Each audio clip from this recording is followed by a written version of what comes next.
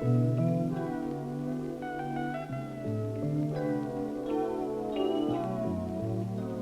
unique combination of land and water that make up this bay gave moorings to the gold rush and a terminus to the railroads from the east. From those beginnings, a bond of promise was formed between the bay and the people here.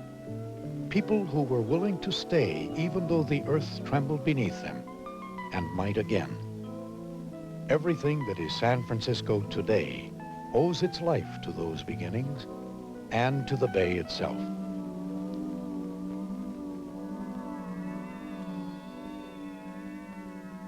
The first European explorers probably missed the opening to San Francisco Bay because it was so often shrouded in fog. We know, for example, that Sir Francis Drake was in this region around 1579, but no one really knows whether he and his ship, the Golden Hind, actually sailed through the Golden Gate. In 1776, while the colonies on the other side of the continent were declaring their independence, Spanish voyagers and overland explorers came up from Mexico to this grand harbor entrance. They built a mission and a garrison, a presidio. Yet in 1846, on the eve of the Mexican-American War, there were fewer than 500 inhabitants in San Francisco. But just a few years later, this would be a boom town of 25,000 souls. The gold rush of 1849 brought fortune seekers and adventurers to San Francisco aboard clipper ships, which filled the harbor with a sea of masts. San Francisco was a rough and tumble town, with plenty of saloons and gambling houses where the mostly male population paid for their drinks in gold dust. It took San Francisco about a quarter century to be transformed from frontier town to cultivated outpost of civilization. This is the Palace Hotel, America's first great luxury establishment, representing the wealth and dreams of the men who had become prosperous from banking, mining, shipping, and railroads. This is the Garden Court, which was originally the carriage entranceway to the hotel. People stood on balconies above this area before it was glassed in and watched the arrival of celebrities like Oscar Wilde, Rudyard Kipling, General Grant, and the King of Hawaii. The men and women who came to the palace were the new aristocracy, with wealth rivaling that of the Rockefellers and Vanderbilts, who of course stayed here when visiting San Francisco. Several railroad tycoons were rich enough to build huge mansions on the hills overlooking the city. The hills of San Francisco were too steep for horses. So in 1873, a barbed wire salesman named Andrew Halliday invented the first cable cars for San Francisco, which are pulled by a cable running under the street.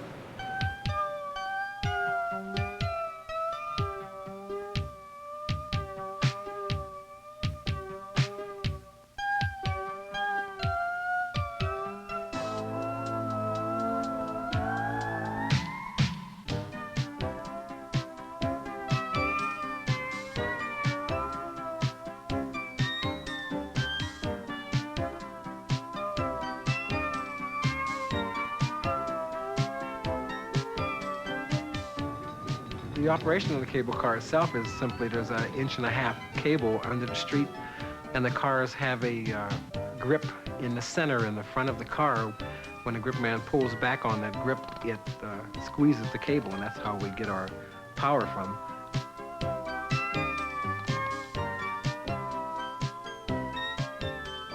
It's a part of history of the cable cars still being here. They were declared a national monument almost 20 years ago now, so they can never do away with them. You know, there'll always be cable cars in San Francisco.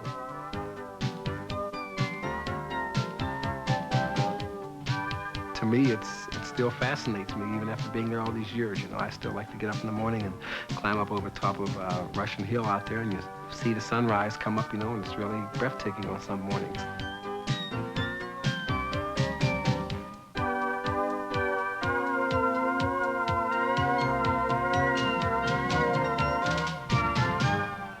This was the center of wealth and power in turn-of-the-century San Francisco. We're at the top of Nob Hill, and there's quite a controversy over the origin of that name. Some people say it stems from the knob of the hill, while others, in the most unkind cut of all, say that this was once referred to as Snob Hill. People lived here in great Victorian mansions, like that of Governor Leland Stanford, the founder of Stanford University. Charles Crocker's house looked like a big wedding cake. And Mark Hopkins' mansion on the edge of the hill was a great gingerbread fantasy. The silver mining king, James Flood, wanted a great Italianate brownstone, like those of the tycoons on Fifth Avenue in New York City. This building was completed in 1886. This was also the only Nob Hill mansion not built of wood. It's made of bricks. And that fact enabled it to survive the great earthquake and fire which destroyed San Francisco on April 18, 1906. California had had quakes before. Mark Twain, who lived here in the 1860s, even wrote about them. But no one had ever seen a quake the magnitude of that which shook San Francisco in the early morning of April 1906. Actually, it wasn't the earthquake as much as the fire that caused so much damage. The trembling earth broke gas lines, and that started fires. Then water mains ruptured, so firemen couldn't put those fires out. Even the fire chief had been killed in the early minutes of the quake. From the hills and rooftops, people watched anxiously as the flames devoured the downtown. More than 4 square miles of the city, including all of Chinatown, North Beach, and the financial district, was burned to the ground.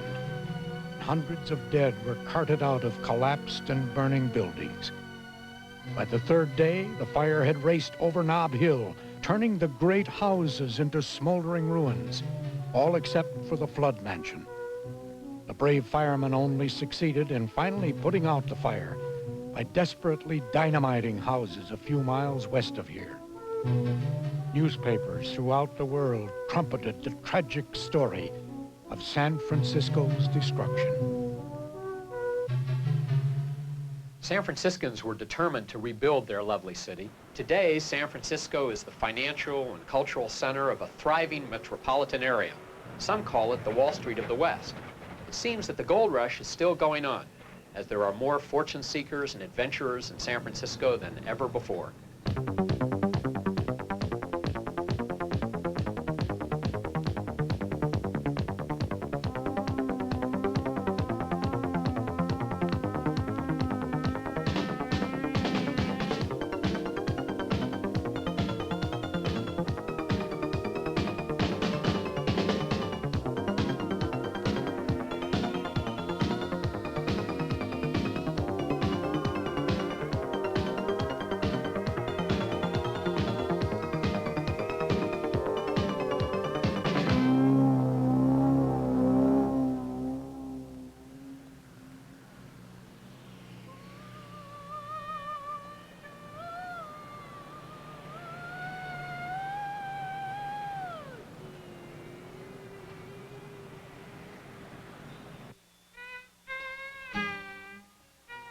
The great-grandparents of many of Chinatown's citizens came here as refugees from the famine and opium wars of their homeland. They worked as laborers in the gold fields and on the railroads. At the height of the gold rush, there were 4,000 Chinese men and 7 Chinese women in San Francisco. Today, living in the shelter of the bay, they have succeeded in making this the most prosperous Chinese community in North America. I was born in Hong Kong. I came to San Francisco in 1959, and I've been in San Francisco ever since. I consider San Francisco as my home. I went back to Hong Kong last year, and I walked in the marketplaces in Hong Kong and the dim sum houses. They're almost exactly like San Francisco. It's really not that much different. There are many herb stores in San Francisco Chinatown. They combine the modern medicine with the Chinese traditional medicine to cure different types of illness. It's mainly from roots, barks, leaves, or animal organs, and it's 100% natural. And if I have a common cold or something, I'll go down to the herb store to get a prescription, and they usually give me herbs, and I take it home and boil the medicine. It really works for me. I don't know for other people.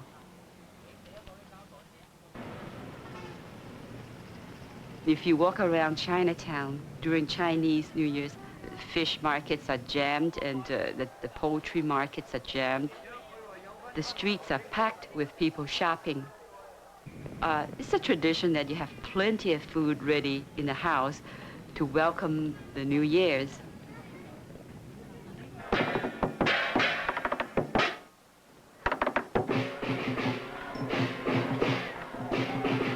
The Chinese New Year falls around January or February each year.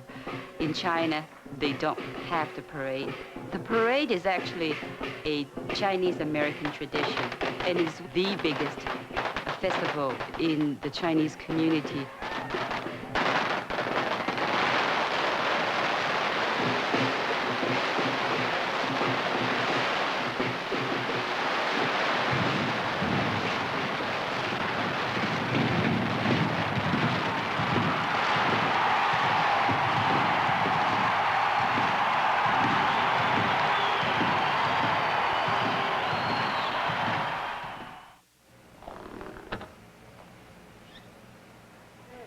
Lactobacillus San-Franciscus. That's the name of the yeast, which is the secret to San Francisco's sourdough bread. The recipe originated with a French baker in San Francisco at the time of the gold rush.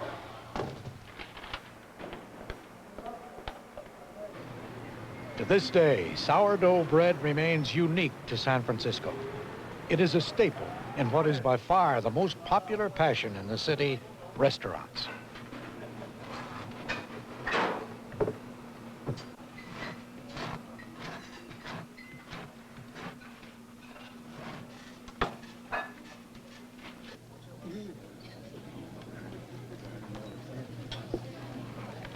Have you decided yet? Yes, I'll have the crab special.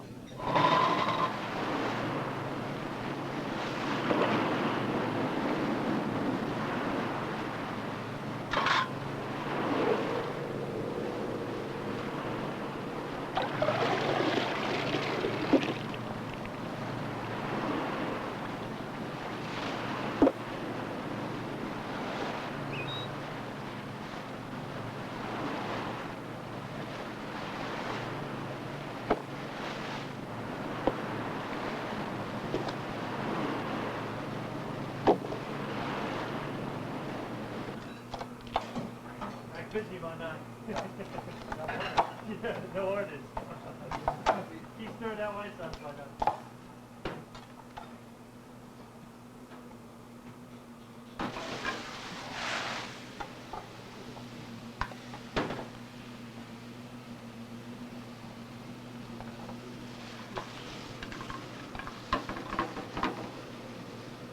Pasta.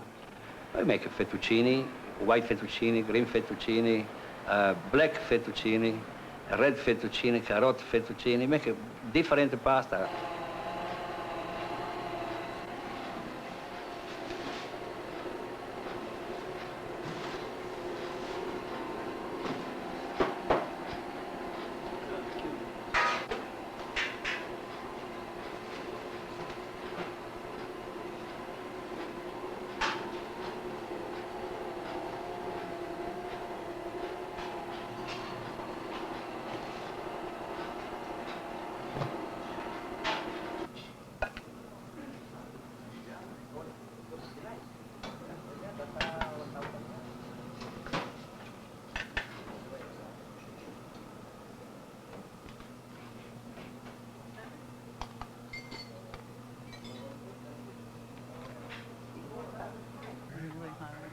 Grab this. There you go. Shrimp noodle. Fettuccine with crab. There you go. Fettuccine with crab. The giant.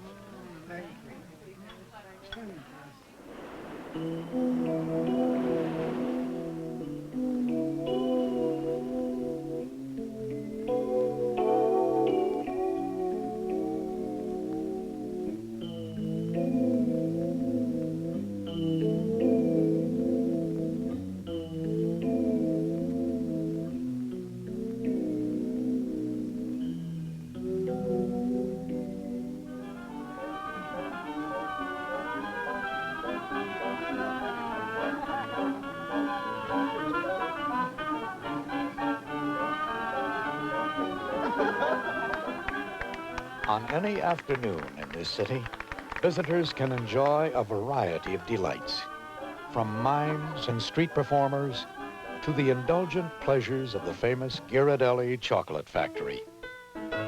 In 1852, when Mr. Ghirardelli came to San Francisco, he built Ghirardelli Square, which was the main factory for the producing of Ghirardelli chocolate. And some of the original machinery from that era is on display in the square. We also have a chocolate making process where we show you how chocolate is actually processed from the time it's a bean until the finished product in the chocolate manufactory.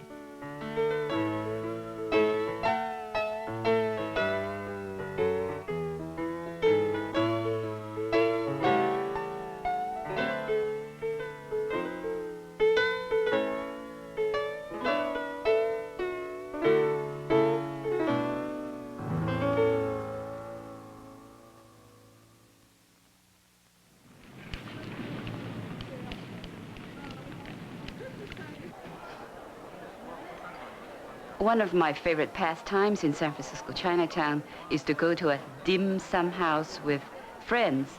Dim sum actually translates something that touches your heart. Dim means to touch, sum, your heart.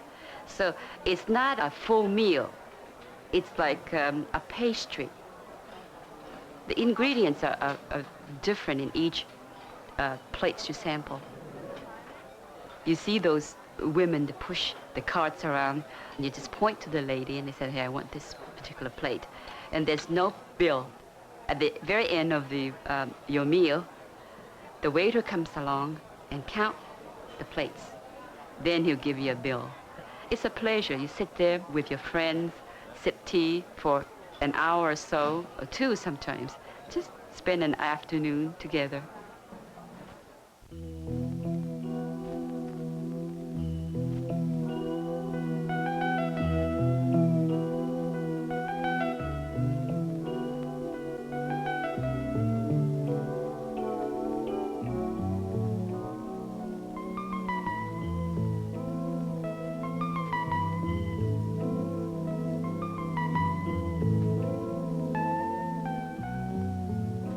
Beyond the city stands the ever-present specter of Alcatraz. Surrounded by the icy waters of the bay, it was escape-proof, the prison of prisons. What a coincidence that across the bay was the office of the Pinkerton Detective Agency. There, and in John's Grill next door, detective and author Dashiell Hammett devised his most famous novel, The Maltese Falcon. Hammett's writing elevated detective fiction into literature, and his novel became a classic motion picture starring Humphrey Bogart. In Sam Spade, Hammett defined the character of the tough, cynical private eye. Visitors can take a tour of Hammett's San Francisco and see for themselves the actual location where Sam Spade's partner, Miles Archer, was murdered. 2 a.m. one morning, December 1928, Sam Spade is awakened by a telephone call. His partner, Miles Archer, has been killed. Dorothy? That's me. Now listen, Precious. Miles has been shot. Yeah, dead. Spade quickly hops into a cab, which drops him where Bush Street crosses the Stockton Tunnel. Spade walks between iron-railed hatchways opening above bare, ugly stairs and pauses for a moment against a coping of the Stockton Tunnel, which is damp with a night fog.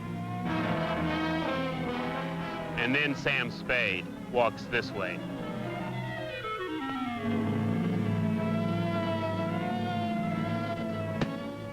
Fog was blanketing Burritt Alley. Sam Spade and Miles Archer's client, Bridget O'Shaughnessy, had lured Miles Archer back into the alley. He was unsuspecting anything was going to happen. He had a gun, but it was buttoned away under his coat. He didn't know he was going to need it. He was a real sap. When Bridget got real close to Archer, she reached into her pocket like this, pulled out a gun, and pow! Shot Miles Archer right through the pump.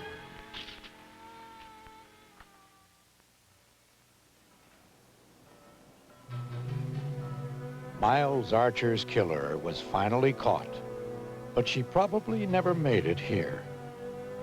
Alcatraz was the end of the line, reserved for the worst inmates in the penal system.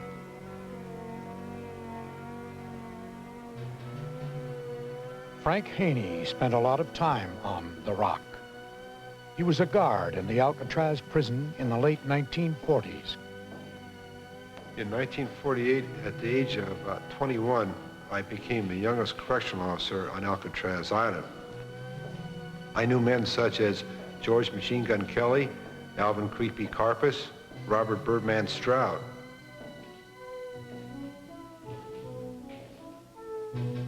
The area right now is called D Block, or isolation. It's where we kept our worst inmates. They would be kept in here for long lengths of time, up to sometimes years. They would be fed inside their cells. They'll still see the slots where we pass the food through. The worst inmates would be placed inside these units called solitary confinement. And they would be kept in there for perhaps up to 19 days. They were in complete darkness day and night. Robert Stroud is one of the most interesting characters I've ever met in my life, the Birdman. He was also a very intelligent man, had 134 IQ with only a third-grade education. And that man could read and write in about 3 or 4 languages. This is Robert Stroud's cell. He spent 54 years total in jail. And one of the reasons for that is that he killed a correctional officer at Leavenworth, Kansas. He was supposed to hang at the time, but it was commuted to life in isolation. He died in 1959 and never did make it out of prison. One interesting thing about Robert Stroud is the way he did time. He would think about what he'd eat that morning, what he'd read that day, and what he might even do for the next day. But he wouldn't look any further than that. That's when a man goes over the deep end, they start looking too far ahead. But free men will always look ahead. The same shuddering currents and strong tides that kept the inmates on Alcatraz created a perilous challenge for the builders of the Golden Gate Bridge. Crossing the entrance to the largest landlocked harbor in the world would require the longest center suspension of any bridge ever attempted. The men who worked on it from 1933 until its completion nearly 4 years later would have to endure 40-mile-per-hour winds, with heavy rains in the winter and thick fog in the summer. All this, along with the inevitable hazards which accompany the building of any bridge. There are those who today remember the difficulties and dangers of that time. People don't realize how dangerous bridge construction work is. I was involved in an accident when I worked here on the Gate Bridge. It happened right over here at High Center on the main deck. I was foreman of a gang that was working underneath the bridge deck, stripping the form lumber from the concrete. The platform broke loose and 10 men went into the drink. Incredibly, a man filming on the bridge at the moment of the accident was able to capture these scenes of men and scaffolding falling. During the fall, I was trying to hit the water feet first, which I did, but I was caught in the net temporarily after we hit the water. I finally broke free and came to the surface and looked around, and I saw some bodies, but they were all still. I was pretty sure they were done for. But one man was kicking, so I decided to stick with the one man that I knew was alive. We were drifting out to sea. There was a strong current running. The Coast Guard came out to try to find survivors, but they never came far enough to get me. So I thought we were done for a second time. Then finally a crab fisherman coming in from sea spotted me, and he finally got us into the boat and brought us ashore, and that's how we were rescued. The men who built the Golden Gate Bridge created a towering monument to the city of San Francisco. The bridge, in all its beauty, completes the promise that beckoned to those who first entered this harbor. and to the spirit and imagination of those who followed.